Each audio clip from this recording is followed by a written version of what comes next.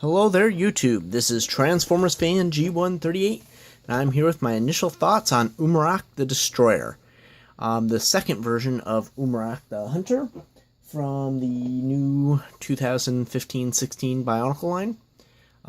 The last bad guy we're gonna get because they canceled the line. So, this is the fourth one I've built from the last 5 from the set. I still have to build Storm Beast, but hopefully that'll be better than Quake Beast. Wasn't a fan of that one. You can check out my review on that. I'm sure it'll appear on the side somewhere. Usually does. If not, you can find it in my videos. So, Umarak the Destroyer. So, unlike the traditional Bionicle figures, we have a gearbox back here, but it's unused. There are no gears or anything in it, which is kind of weird, but neat all the same. You do see a little bit more of the Syndrome that you really couldn't notice that much in the Toa, because of his larger upper body. Being on that swivel really does make him a little wobbly. That's okay, though. He's got a nice chain here, 4 links. That is reminiscent of the chains he had on his Hunter form. Overall, I think this figure does a really good job of making a beast out of Umarak. Although I think I liked Umarak as a little bit of a smarter bad guy than some of the others we've seen. His playable features include a waist swivel, like the current Toa have. And when you move his fingers, you can snap his claws. These are all on ball joints as well, so you can get a lot of posability. His head is also on a ball, so that's kind of cool. And his legs, as weird as they look, are actually really stable and really, really cool looking. Even though they're weird, they're still really cool. Okay, so my biggest complaint, if I had to pick one, is how these horns, you can see them through the top. But if that's all this figure does for me, as far as negativity, that's okay. And then, of course, to eject the mask. So this also uses the translucent green headpiece, which is new for these series, and uses an orange eyepiece, which is kind of cool. So, Umarak only comes with 1 mask, as opposed to every other Bionicle set coming with 2. And as you look closely at this is the Mask of Control, which is pre-Evil Makuda's mask. I have the original one here. The original one came with Umarak, and the mutated one also comes with Umarak. So, that's kind of cool. So, the mutated one, that's why these horns are out here. It's supposed to mimic these expanding and mutating them. My excuse for why it mutated them is it takes a really long time to master one of the legendary masks. Mask creation, it took, in the G1 series, it took Artaka years to master the abilities of it, and same with the Mask of Time. You can't just throw it on and use it. So, I'm assuming that's very similar with this, and it almost took control of him, which is kind of cool, if you think about it. They tied that kind of back in really nicely. So, with this is how he raised the different beasts and whatnot, so overall pretty cool. And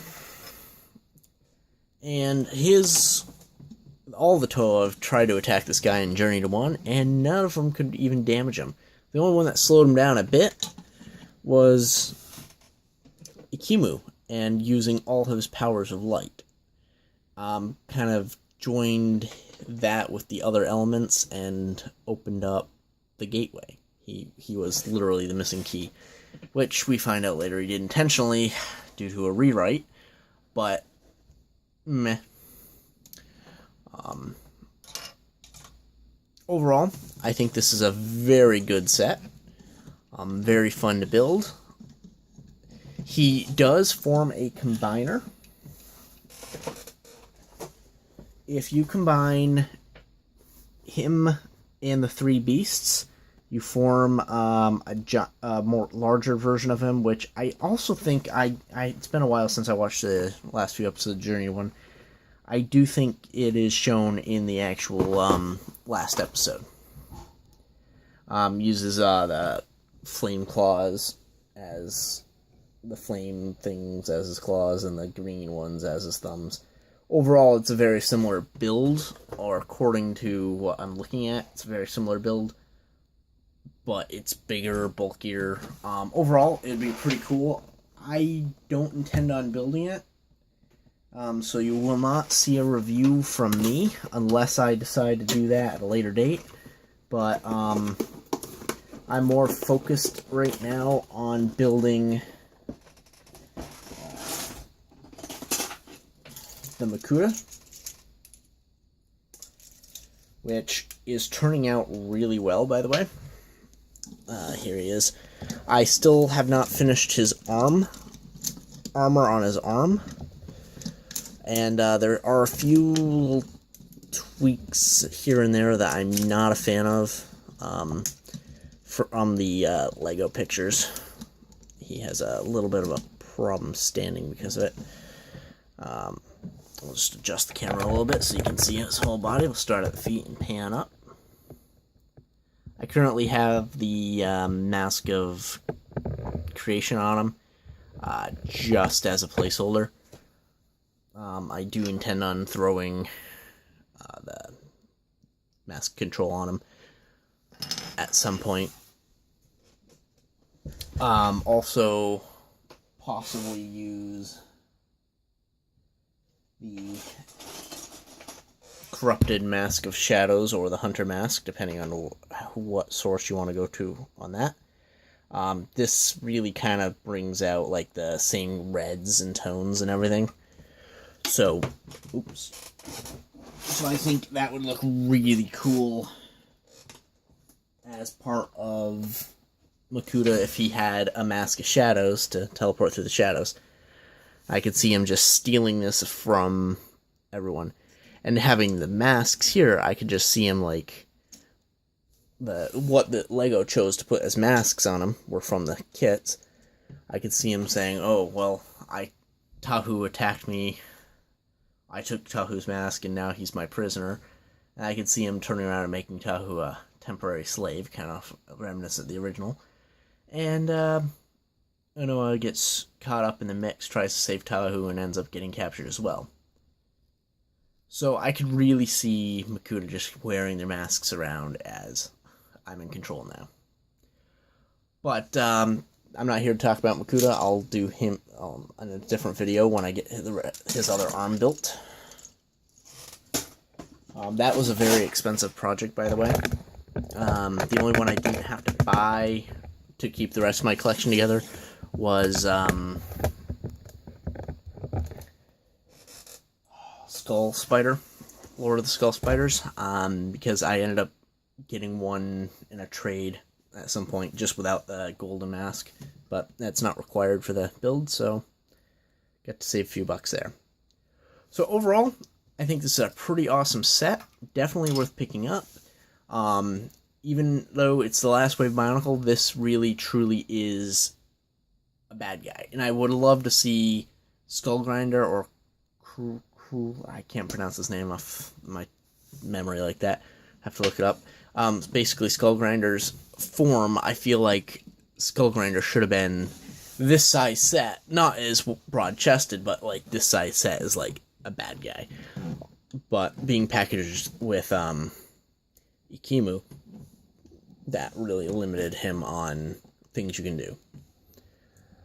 But this is definitely what I would like to see for final bad guy. And I think Makuta is almost over-engineered to the point where he's so difficult to pose and move that a more simplistic approach like Umarak the Destroyer had, would be more beneficial. But I'll cover that again when I do the review on the Makuta build, when I get around to finishing his arm. And overall, I just really like the skull pieces on the arm. It just really screams beast, and I like it. Does it scream Umarak? Based on his hunter form, no. But if he's truly under the slave of the mask, anything's possible. But I really do like his build. I was a fan of the original Umarak build, so when they showed off this, I'm like, well, that's a little weird. My only complaints, I would say, about the whole line is we have 2 Umaraks, 2 Akimus, 2 of every Toa, but no Makuta, officially, other than the combo build, which I just showed off a bit of.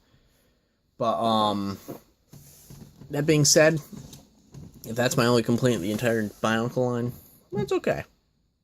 I think they did a good job, and had they marketed it a little better, I think they would have had a much more successful run. My final thoughts on Umarak the Destroyer: get him. He's a fun build.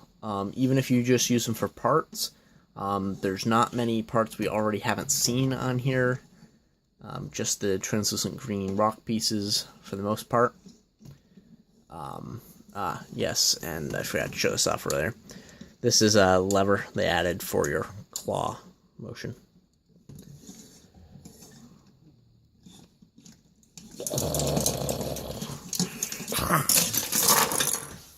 Hope you enjoyed. Thanks for watching.